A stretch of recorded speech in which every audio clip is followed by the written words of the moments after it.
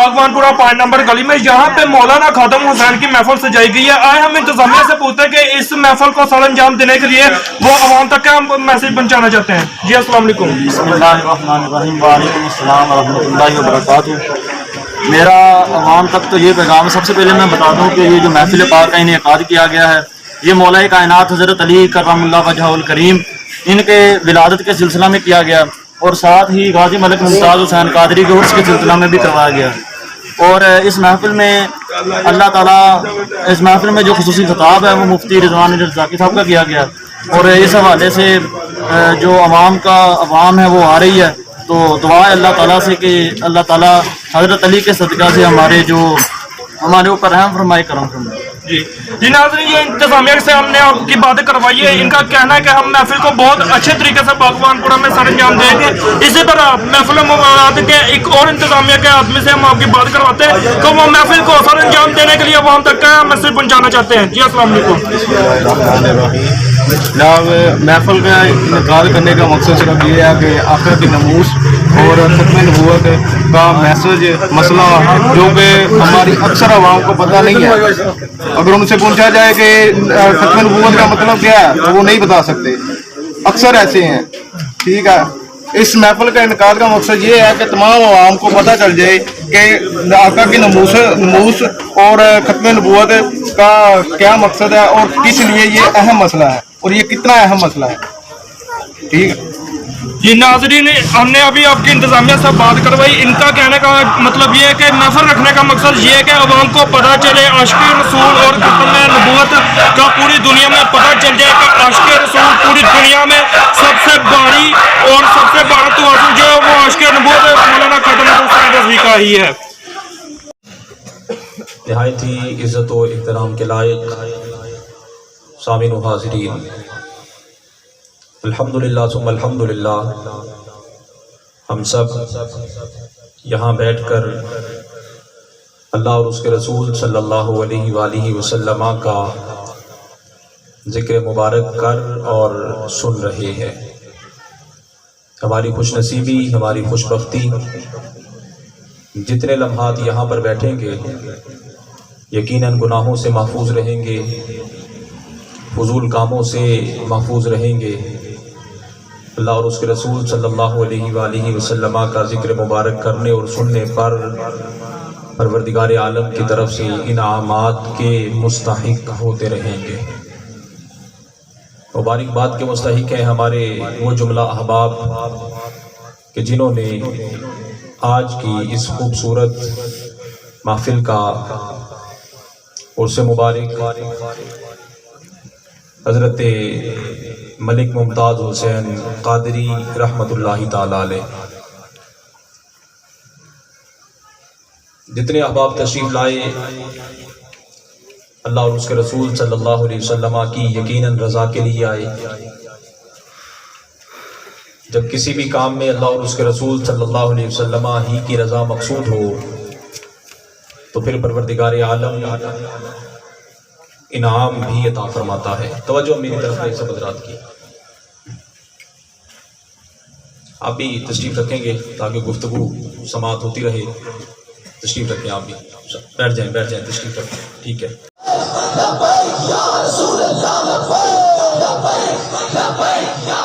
मानने का कमाल भी उसी वक्त होता है कि जब मुखालिफीन ज्यादा हों।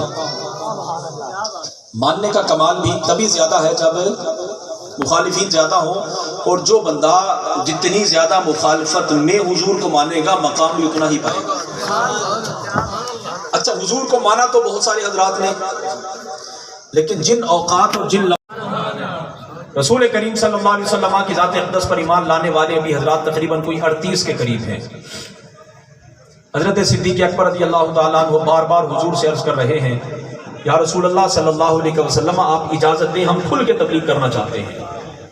नबी अलैहिस्सलातु वस्सलाम मुसलसल मना फरमाते रहे, यहाँ तक कि तादाद को 40 के जब करीब हुई, 39 या 40 के करीब, नबी अलैहिस्सलातु वस्सलाम ने इजाज़त अता फरमाई। हज़रत सिद्दीक़ अकबर रज़ियल्लाहु ताला अन्हु हुजूर के पास से नबी अलैहिस्सलातु वस्सलाम तशरीफ़ फरमाए हज़रत अरक़म के घर, वहाँ से निकले सहने काबा में आ गए। मैंने पहले अर्ज़ किया आज यहाँ पर बैठकर हुजूर का नाम लेना बड़ा आसान है, ये कोई मुश्किल काम नहीं है।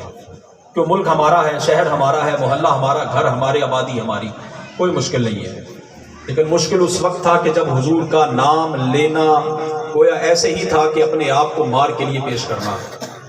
اگرچہ آج حالات کچھ حضرات کے لیے وہ کہ جو صرف حضور کی عزت و ناموس پر پہرا دینے کے لیے نکلتے ہیں، آج حالات اگرچہ ان کے بھی ویسے ہی ہیں کہ جیسے اس دور میں کفار مکہ مسلمانوں کے ساتھ کیا کرتے تھے۔ آج کو لبیک کا نعرہ لگانا آسان ہے؟ کوئی آسان نہیں ہے۔ لوگ تو اس انداز میں ان کو پکڑتے ہیں جس طرح کہ یہ کوئی ہندوستان کے حضرات ہوں یا کوئی مخالف ایجنسیوں کے لوگ ہوں کہ جو لبیک کا نعرہ لگاتا ہے گویا کہ وہ ان کا صراحتاً دشمن ہے۔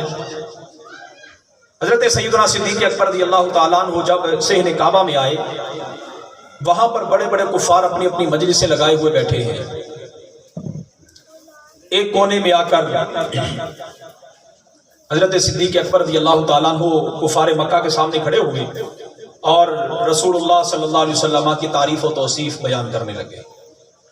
دنیا اسلام کا پہلا خطیب، یہ ہے کمال اصل۔ دنیا اسلام کا پہلا عاشق، دنیا اسلام کا پہلا صوفی، کفار مکہ کے سامنے کھڑے ہو کے تقریر کر رہے ہیں کہ اللہ وحدہ لا شریک ہے۔ ایک اور اس شعر کا معنی سمجھیں تو ایک ہی لفظ ہے، بڑا باکمال لفظ ہے، کہ محمد سے وفا۔ توجہ ہے، کہنے کو تو ہم سارے ہی حضور کے غلام ہیں، غلامی رسول میں موت بھی قبول ہے، نعرہ تو سارے ہی لگاتے ہیں، لیکن میں اکثر ایک جملہ عرض کیا کرتا ہوں کہ غلامی رسول میں موت تو قبول ہے ہی ہے، لیکن غلامی رسول میں زندگی قبول کیوں نہیں کرتے؟ جب ہم غلامی رسول میں زندگی قبول کریں گے تو پھر کیسے ہو سکتا ہے کہ میرے اور آپ کے ہوتے ہوئے حضور کی عزت پر کوئی بندہ ڈاکہ ڈال دے؟ ایسا تو نہیں ہو سکتا۔ جب ہم غلامی رسول میں موت نہیں زندگی قبول کریں گے تو پھر کیسے ہو سکتا ہے کہ ہمارے ہوتے ہوئے 1.5 ارب سے زائد مسلمان موجود ہوں اور پھر توہین بھی تمہارے ہی نبی کی ہو، کوئی اور بندہ رہا ہی نہیں دنیا کے اندر؟ کمال نہیں ہو گئی؟ تو پھر ہمیں کہنا پڑے گا کہ ہمارے یہ دعوے جھوٹے ہیں، بس یہ یہاں گلے سے اوپر کی باتیں ہیں، اندر ہمارے دل سے کچھ نہیں نکلتا۔ ہم رات کو حضور کا نام لیتے ہیں، حضور کے نام کی محفلیں سجاتے ہیں اور سنتے ہیں، صبح جا کے پھر ہم اپنی مرضی کرتے ہیں۔ بات اب ایسے نہیں چلنی۔ کیا کبھی آپ نے سوچا کہ اگر کوئی بندہ میرے باپ کو گالی دے تو میرا رد عمل کیا ہوگا؟ کیا کبھی کسی نے سوچا کہ کسی کی بہن کو کوئی بندہ برا بھلا کہے تو اس کا رد عمل کیا ہوگا؟ کسی کی عزیز کو بھرے مجمع میں کوئی بندہ کچھ کہہ دے تو ہم اس کے دانت نکالنے تک جاتے ہیں، لیکن پھر ہماری یہ غیرت، جرت، طاقت کہاں مر جاتی ہے جب کوئی بندہ سرے عام حضور کی توہین کرے؟ ہم کہیں نا یہ تو معاملہ لبیک والوں کا، یہ معاملہ لبیک والوں کا نہیں، یہ معاملہ ہے ہر اس بندے کا جس نے حضور کا کلمہ پڑھا ہے۔ اگر تو ہم سمجھتے ہیں کہ ہم نے دل سے حضور کا کلمہ پڑھا ہے تو پھر یاد رکھیے گا جو مشن علامہ خادم حسین رضوی کا تھا وہ بندے بندے کا ہونا چاہیے۔ کیا مشن تھا ان کا؟ ان کا مشن یہی تھا نا کہ حضور کا دین اوپر آ جائے، حضور کا دین تخت پر آ جائے۔ جب حضور کا دین تخت پر ہوگا تو پھر پوری دنیا کے اندر ہم صرف پاکستان کی بات نہیں کرتے، ہم فیصل آباد میں بیٹھ کر صرف اس محلے کی بات نہیں کرتے، ہم تو انٹرنیشنل لیول کی بات کرتے ہیں کہ جب حضور کا دین اوپر آئے گا، حضور کے سچے غلام جب مسند نشیں ہوں گے، پھر کسی کی کیا ضرورت کوئی بندہ میرے نبی کے بارے میں بات کر جائے۔ تاجدار ختم نبوت زندہ باد، زندہ باد، تاجدار ختم نبوت زندہ باد۔ ابھی نہیں، اس طرح نہیں، اس طرح نہیں۔ ہم تو اپنے ملک کے اندر بیٹھے ہیں، الحمدللہ اپنے اپنے گھروں کے سامنے بیٹھے ہیں، پھر بھی اس انداز میں ڈر کے نہیں۔ وہ کمال تو اس وقت تھا نعرہ لگانا۔ اب یہاں سٹیج پر بیٹھ کر آپ آئے، یہاں پر تشریف فرما ہے، میں بھی حاضر ہوا جناب، پھولوں کی پتیاں نچھاور کی جا رہی ہیں، صوفہ لگا ہوا، سٹیج بنا ہوا، آپ مجھے دیکھ رہے ہیں، میں آپ کو دیکھ رہا ہوں۔ یہاں حضور کا نام لینا کون سا کوئی مشکل ہے؟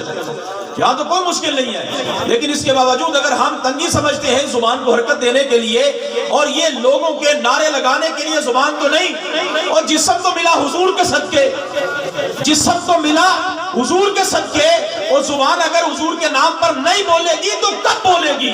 ہاتھ اگر حضور کے نام پر نہیں اٹھے گا تو پھر کب اٹھے گا؟ آج بھی اگر میرا وجود حرکت نہ کرے حضور کا نام سن کر تو پھر میں نے اس وجود کو کیا کرنا ہے؟ اگر آپ کا ہاتھ حضور کے نام پر بلند نہیں ہوتا اور دنیا دار کے نعرے لگانے کے لیے آپ دن بھی پھرتے ہیں، رات کو بھی پھرتے ہیں، بتائیے وہ آپ کو کیا دے گا؟ لیکن بدلے میں ہمیں کیا ملے گا؟ ہم جن کا نام بلند کریں، ہم جن کے نام پر اپنے ہاتھوں کو بلند کریں، ہم جن کا نام لینے کے لیے اپنی زبان کو کھولیں، اور وہ تو اس انداز میں نوازتے ہیں کہ جس انداز میں خادم حسین رضوی فرمایا کرتے ہیں۔ ابھی نہیں، اس انداز میں ہم نے بات ہی نہیں کرنی۔ حضور کا غلام تو وہ سینہ کھلا ہو، سینہ تو ہم وہ نہیں کہ جو کہیں غلامی رسول میں صرف اوپر سے موت قبول ہے، نا ہم تو وہ ہیں یا رسول اللہ آپ کے نام پر صرف زبان سے نہیں، یا رسول اللہ وہ دل بھی آپ کے لیے حاضر، وہ ہم بھی حاضر نہیں، ہماری اولاد بھی حاضر، ہماری نسلیں۔ علامہ خادم حسین رضوی صاحب رحمۃ اللہ تعالیٰ علیہ ایسے تو نہیں اتنی بڑی بڑی باتیں کیا کرتے تھے، وہ اتنا کھل کے کیوں بولتے تھے؟ وہ وجہ یہ ہے کہ ان کے دل میں عشق رسول تھا، اور جس بندے کے دل میں حضور کی محبت آ جائے بندہ ویسے ہی بڑا دلیر ہو جاتا ہے، اور بزدل بندے کا کام ہی نہیں حضور کے دین کی بات کرنا، یہ بزدل بندے کے بس کی بات نہیں کہ وہ حضور سے محبت کرے، تو محبت میں تو پھر بڑا کچھ کرنا پڑتا ہے۔ ایک صحابی حضور کی بارگاہ اقدس میں حاضر ہوئے، عرض کرنے لگے یا رسول اللہ صلی اللہ علیہ وسلم مجھے ایسا وظیفہ بتائیے کہ میں بس آج آپ سے پوچھ رہا ہوں، دوبارہ مجھے قیامت تک کسی سے پوچھنے کی حاجت ہی نہ پڑے، بس میں آپ کے بتائے ہوئے اس ایک وظیفے پر عمل کر لوں، حضور مجھے کوئی ایسا وظیفہ ارشاد فرما دیجیے۔ تو رسول کریم صلی اللہ علیہ وسلم نے ارشاد فرمایا قولوا لا الہ الا اللہ ثم استقم۔ دو جملے میرے کریم نے ارشاد فرمائے، کتنے جملے؟ دو جملے، اور حضور کی شان ہی جوامع الکلم ہے، حضور الفاظ تھوڑے استعمال فرماتے ہیں، معنی اور مفہوم کا ایک وسیع سمندر ہوتا ہے۔ رسول کریم صلی اللہ علیہ وسلم نے ارشاد فرمایا تو کہہ دے پھر لا الہ الا اللہ، بولیے کیا کہہ دے؟ بلند آواز سے کہیے کیا کہہ دے؟ بلند آواز سے بولیے اور کیا کہہ دے؟ بس یہ کہتے ہیں ثم استقم، پھر اس پہ ڈٹ جا۔ اور لا الہ الا اللہ زبان سے کہنا آسان، لیکن اس پہ ڈٹنا بڑا مشکل ہے۔ کیوں جی؟ زبان سے لبیک یا رسول اللہ کہنا تو بڑا آسان ہے، لیکن اس پہ استقامت بڑا اوکھا کام ہے، بڑا مشکل کام ہے۔ اور مجھے اکثر ایک جملہ حضور قبلہ استاد گرامی امیر المجاہدین کا یاد آتا ہے، آپ فرماتے ہیں کہ جب مجھے پہلی مرتبہ وہ پکڑنے کے لیے آئے، ہم یہاں پر بیٹھ کر جو نعرے لگائیں تو آپ کیا سمجھتے ہیں کہ حضور کو خبر نہیں؟ ہم نہیں، ایسا نبی نہیں مانتے۔ فریاد امتی جو کرے حال زار میں، فریاد امتی جو کرے حال زار میں، ممکن نہیں کہ خیر البشر کو خبر نہ ہو، ایسا ہو ہی نہیں سکتا کہ آپ یہاں تڑپے اور انہیں خبر نہ ہو، نہ وہ تو آپ کے ایک ایک پل کو جانتے بھی ہیں، سمجھتے بھی ہیں۔ آپ فریادیں جب کرتے ہیں تو وہاں ہی سے تو نوازشات اور عطائیں ہوتی ہیں۔ آپ فرماتے جب مجھے پکڑنے کے لیے آئے تو ایک آیا، کہتا جناب چلیں مولوی صاحب۔ علامہ خادم حسین رضوی رحمۃ اللہ تعالیٰ علیہ فرمانے لگے جناب میں تو نہیں چل سکتا، میں نہیں چل سکتا۔ آپ فرماتے ہیں انہوں نے مجھے اس طرح پکڑا اور گھسیٹ کے تو سیڑھیوں سے نیچے اتارا، اس انداز میں جس طرح کوئی بندہ بوری کو دھکا لگا کے تو نیچے پھینکتا ہے، یہ حالت تھی۔ فرماتے میں ہنس پڑا ان کی اس حرکت کو دیکھ کر، میں ان کے اس رویے کو دیکھ کر ہنس پڑا۔ آگے سے وہ کہتا مولوی صاحب ساڑھے نام مذاق کر دے ہو۔ اب فرمانے لگے چلیا میرا تیرا مذاق بنتا ہی نہیں، میں تیرے نام مذاق کیوں کرنا ہے؟ پھر مولوی صاحب ہنسے کیوں؟ اب استاذوں کا ایک تاریخی جملہ جب آپ نے فرمایا تو وہ ہمارے دلوں کی تختی پر آج تک نقش ہے، اور آپ بھی اس جملے کو اپنے دلوں کی تختی پر جگہ دیجئے، اور پھر جب آپ حضور کا نام نامی اس میں گرامی سنیں تو پھر اپنے آپ سے باہر ہو جائیے۔ آپ فرماتے ہیں کہ میرا تیرا مذاق نہیں، تو پھر جناب آپ ہنسے کیوں ہیں؟ فرماتے ہیں کہ جن کو خوش کرنے کے لیے تو مجھے گھسیٹ رہا ہے، جن کو خوش کرنے کے لیے تو مجھے گھسیٹ رہا ہے وہ تجھے نہیں دیکھ رہے۔ پولیس والا زیادہ سے زیادہ اپنے افسر کو خوش کرے گا نا، ترقی لگ جائے گی، تو 2 نمبر بن جائیں گے، واہ واہ ہو جائے گی، اور اس سے زیادہ کیا ہوگا؟ ہمارے گھروں میں جب دروازے توڑ کے داخل ہوئے تو زیادہ سے زیادہ یہی تھا نا کہ افسر شاباش دے دے گا، اور اس کے علاوہ کیا کرنا اس نے؟ یہ تو ترقی عارضی ہے نا، دنیا بالآخر مرنا تو ہے، اور جب مرنا ہے تو پھر میدان معاشر میں ایسے تو نہیں جان چھوٹے گی، وہاں حساب و کتاب ایک ایک پائی کا ہونا ہے، اور ہمیں ایک ایک لمحہ یاد ہے، ہمیں ایک ایک لمحہ یاد ہے۔ آپ فرماتے جن کو خوش کرنے کے لیے تو مجھے گھسیٹ رہا ہے وہ تجھے نہیں دیکھ رہے، لیکن جن کے لیے میں گھسیٹا جا رہا ہوں وہ مجھے دیکھ رہے ہیں۔ تاجدار ختم نبوت زندہ باد، زندہ باد، تاجدار ختم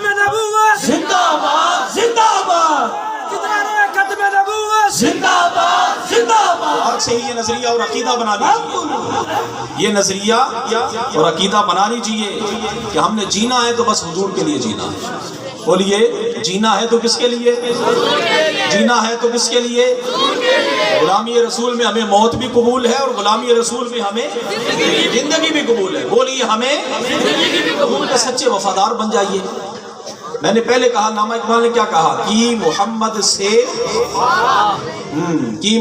سے اسی کی جگہ پر کی محمد سے محبت تو نے بھی دعا سکتا تھا نا، کہ محمد سے عشق تو نے، یہ بھی تو جملہ ہو سکتا تھا، لیکن کمال لفظ ہے کہ محمد سے عشق کا دعویٰ بھی ہر بندہ کرے، محبت کا دعویٰ بھی ہر بندہ کرے۔ وفا تو وہی کرے نا جس کی نظر آئے، وفا تو وہی کرے جس کی نظر آئے۔ وفا نظر آتی ہے، ملک ممتاز قادری نے وفا کی ہے حضور سے، سمجھ رہے ہیں آپ لوگ؟ ملک ممتاز قادری نے حضور سے بظاہر ایک پولیس کا سپاہی ہو کر، وہ اتنے بڑے بڑے لوگ جنازے کے اندر شریک ہو گئے کہ دنیا والے دیکھنے والے حیران رہ گئے، یہ کانسٹیبل کے جنازے میں اتنے بڑے بڑے لوگ کیوں آ گئے؟ اچھا، یہ بھی اللہ تعالیٰ کا ایک کرشمہ اور اس کا کمال یہ دیکھیے، اس کی قدرت کا، کہ اگر کوئی بڑا افسر یہ کام کرتا اور اس کے جنازے میں اتنے حضرات آ جاتے تو کہتے جناب یہ تو چونکہ افسر تھا تو افسروں کے جنازے میں تو لوگ آتے ہی آتے ہیں۔ میرے رب نے کام بھی ایک سپاہی سے لیا جس کو لوگ عرف عام میں کوئی اتنی اہمیت دیتے ہی نہیں ہیں، اور پھر جنازے کے اندر اللہ اکبر وہ حضرات ننگے پاؤں نظر آئے کہ جن سے وقت لینے کے لیے مہینہ مہینہ پہلے ملاقات کرنی پڑتی۔ وہ سارے حضرات جنازے کے اندر ننگے پاؤں، جوتے نکالے ہوئے اور دوڑ رہے۔ کسی سے بھی جب پوچھا گیا کہ جناب یہاں ایسے اس حالت میں، تو ہر بندے کی زبان پر ایک ہی بات تھی کہ جنازہ اسی لیے پڑھ رہے ہیں کہ بخشش ہو جائے گی۔ جب بندہ ایک سپاہی ہو، اس کے جنازے میں حضرات آ جائیں 50 سے 60 لاکھ، کمال کیا ہے یہ ہے کہ محمد سے پھر وفا تو کیجیے۔ اس سے ماضی بعید کے اندر ہم چلے جائیں تو ہم نے پہلے صرف سنا تھا کہ غازی علم الدین شہید کے جنازے میں اتنے حضرات آ گئے، غازی علم الدین شہید کے جنازے میں اتنے حضرات آ گئے، اتنی مخلوق تھی اور یہ کارنامہ تھا ان کا۔ چلیں اس وقت تو غازی صاحب کا تختہ دار پر جانا سمجھ آتا تھا، لیکن ممتاز قادری کیوں پھٹے پر چڑھ گیا؟ ان کو کس نے تختہ دار پر چڑھا دیا؟ ابھی بھی ہماری آنکھیں نہیں کھلیں گی۔ اگر ہماری آنکھیں ابھی بھی نہیں کھلنی تو پھر موت ہی ہماری آنکھیں کھولے گی، اس کے علاوہ اور کوئی چیز نہیں کھولنے والی۔ لہذا آج ہمارے پاس وقت ہے کہ ہم جہاں جا رہے ہیں اسے واپس پلٹ آئیں حضور کے دین کی طرف، اور نجات اگر ہے تو صرف اور صرف حضور کے دین میں نجات ہے۔ حضور کے دین کے علاوہ، حضور کے راستے کے علاوہ کہیں اور نجات، بولیے کہیں اور نجات۔ جب بندہ حضور کے دین کے لیے قربانی دیتا ہے، بدلے میں میرا رب اسے نوازتا ہے۔ دو باتیں بڑی قابل توجہ آپ کے ذہن نشین رہے، پوری تقریر آپ کے ذہن نشین ہو جائے گی۔ نمبر ایک، پہلے بندہ بندگی کا اظہار کرے۔ انسان کا کام کیا